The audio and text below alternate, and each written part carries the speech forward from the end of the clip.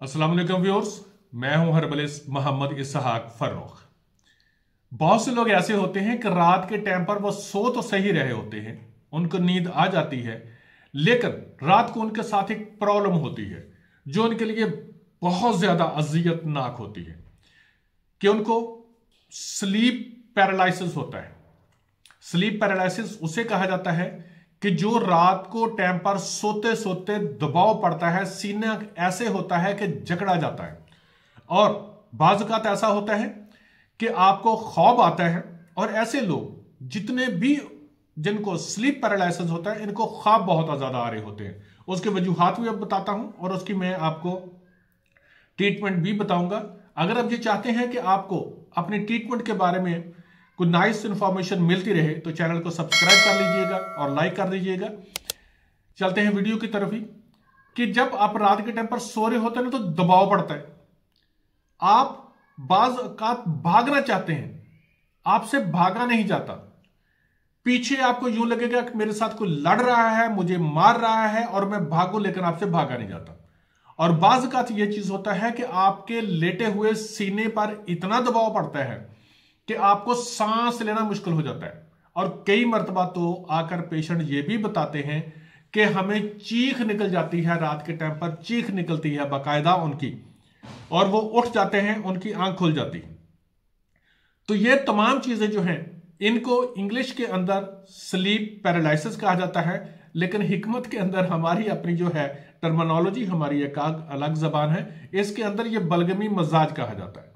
ऐसा पेशेंट, उसके अंदर थकावट बहुत होती है, ऐसे पेशेंट को ग़िज़ा सही हजम नहीं होती, ऐसे पेशेंट को पेट के अंदर जो गैस है वो अक्सर रह जाती है, ऐसा पेशेंट जब भी खाना खाएगा तो उसको सही हजम नहीं होता, भारीपन रहता है। ऐसा पेशेंट जब भी खाना खा लेता है तो उसको ब्लोटिंग होती है, पेट में गैस की गुरुड़ गुरुड़ की आवाजें आती रहती हैं। इनमें से ये नहीं मैं कहता कि तमाम की तमाम अलामत उस मरीज को होती हैं, बल्कि कुछ ना कुछ अलामत इसमें भी आ जाती है। काम काज करने में उसको थकावट बहुत ज्यादा होती है, जैसे ही वो काम करता है तो उसको इतना थक जाता है कि जिस्म उसका बस ये होता है कि मैं काम छोड़कर रिलैक्स हो जाऊं। अब रात के टाइम पर इसकी कुछ एहतियाती तदाबीर बताने के साथ साथ मैं आपको बताता हूं कि आपने मेडिसिन क्या इस्तेमाल करनी है जिसकी वजह से आप इंशाअल्लाह ताला अजीज ठीक होना शुरू हो जाएंगे। नंबर 1 तो ये कि ऐसा पेशेंट जो है उसको बिल्कुल सीधा नहीं लेटना चाहिए। ठीक है, सीधा लेट के बाज़ औक़ात अपने हाथ जो है ना वो दोनों ऊपर यूं करके रख लेते हैं सीने के ऊपर।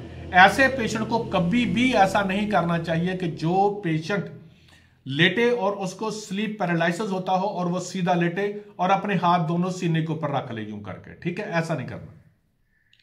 दूसरी बात ये कि वो जब भी सोए बाईं साइड पर सोए, कि जब सोना है तो बाईं साइड को साइड लेकर सोना है।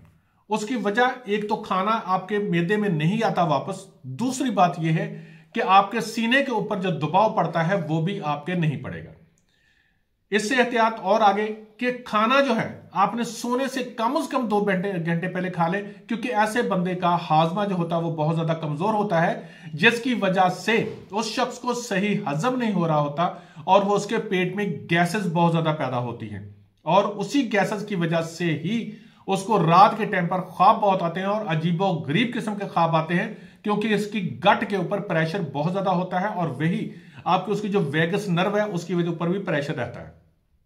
अब इसके लिए ट्रीटमेंट जो है, नंबर 1 आपने ये करना है कि जवारिश जालिनूस ले ले, बाजार से आपको मिल जाएगी जवारिश जालिनूस, ये बाजार से आपको मिल जाएगी। आधी चम्मच सुबह, आधी दोपहर, आधी शाम के टाइम पर खाना खाने के बाद खाएं, और इसके साथ अतरीफल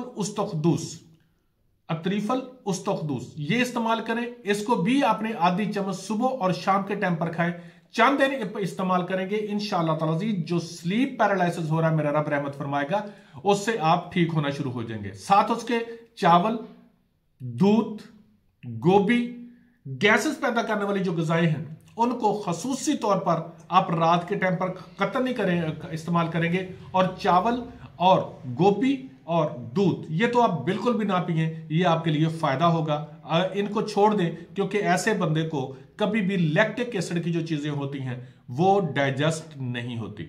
इनको इस्तेमाल कीजिएगा, मेरा रब रहमत फरमाएगा, इंशाल्लाह ठीक हो गए। जब भी आप खाना खाएं उसके ऊपर लींबू निचोड़ लिया करें, आप देखना कि चंद दिनों के अंदर ही आप इंशाल्लाह ताला अजीज ठीक होना शुरू हो जाएंगे।